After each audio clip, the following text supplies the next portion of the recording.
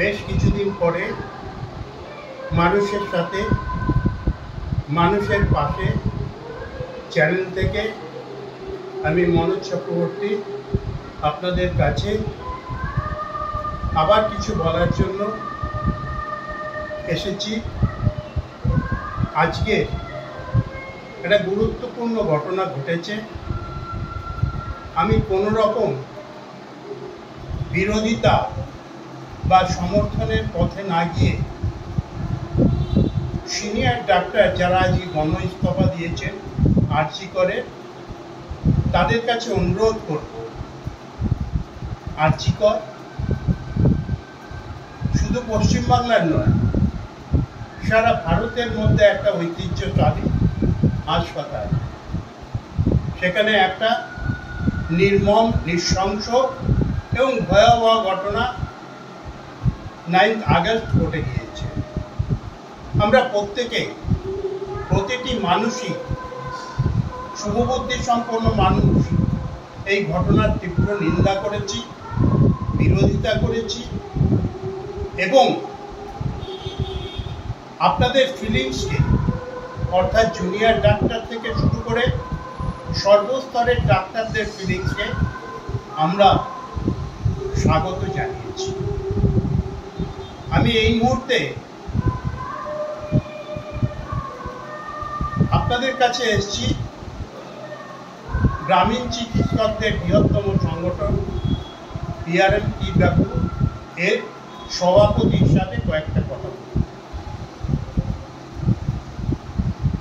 এই কথাগুলো আমি রাজ্য সরকারকেও বলছি, বিশেষ করে রাজ্য সরকারের প্রধান মাননীয়া মমতা ব্যানার্জিকে বলছি, যে ঘটনা ঘটেছে তিনিও তার নিন্দা করেছেন। তিনি দোষী এবং দোষীদের শাস্তি দাবি করেছে, তৃণমূল কংগ্রেসও করেছে, বিরোধী রাজনৈতিক দলগুলোও করেছে। আর আপনারা তো সামনে দাঁড়িয়ে লড়াই করে পশ্চিমবাংলায় একটা নতুন দিগন্ত উন্মোচন করার চেষ্টা করেছেন। আপনাদেরকে তার জন্য আমরা অভিনন্দন জানাচ্ছি। পাশাপাশি গণ ইস্তফা কি কোনো সমাধান হতে পারে? আমার মনে হয় এই মুহূর্তে আমরা যাই বলি, মানুষ আপনাদেরকে সমর্থন করেছে রাত দখলের মধ্যে দিয়ে এবং ভোট দখলের মধ্যে দিয়ে। মহিলারা যেভাবে আপনাদের আন্দোলনের প্রতি সমর্থন জানিয়েছে, প্রতিবাদ জানিয়েছে, সেই প্রতিবাদকে আমি হ্যাটস অফ করি এবং রাজ্য সরকার ধৈর্যের পরিচয় দিয়েছে। বিশেষ করে মমতা ব্যানার্জি স্বাস্থ্য ভবনের কাছে গিয়ে, আপনাদের মঞ্চে গিয়ে আপনাদের কাছে আবেদন করেছেন, আপনারা আলোচনায় বসছেন। ফলশ্রুতিতে কয়েকজনা ডাক্তারের ট্রান্সফার হয়েছে, কিছু মানুষ অ্যারেস্ট হয়েছেন। সিবিআই তদন্তের ফলে আমরা এটাও দেখেছি যে সম্প্রতি যে চার্জশিট দিয়েছে সেখানে সঞ্জয় রায়কে এই ঘটনার জন্য অভিযুক্ত করা হয়েছে। আমি শুধু বলবো, উৎসবের মধ্যে বাংলার মানুষ এসে গেছে।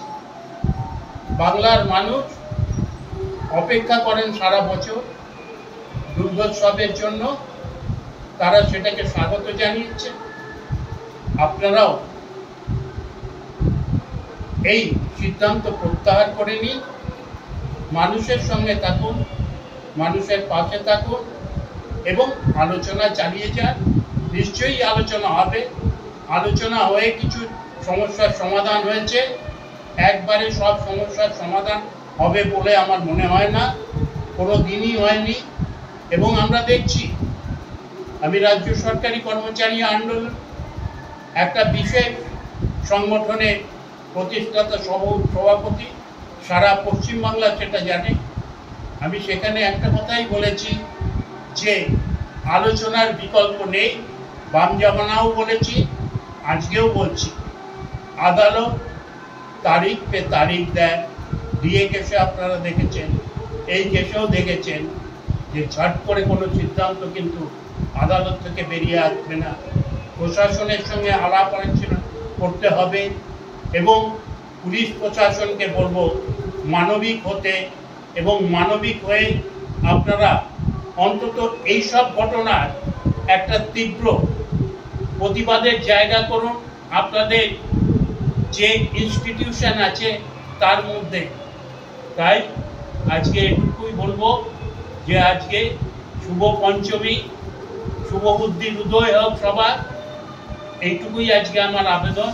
আলোচনায় ফিরুন, আলোচনায় আসুন, রাজ্য সরকার আসুন, অনশনরত যে ছোট ছোট ছেলেমেয়েরা অনশন করছেন তারা আসুন, এবং সিনিয়র ডাক্তাররা আপনারা আপনাদের গণ ইস্তফা প্রত্যাহার করুন। ধন্যবাদ, সবাই ভালো থাকবেন।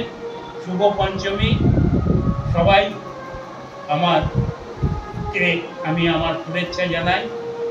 প্রীতি সম্ভাষণ এখানেই শেষ করছি।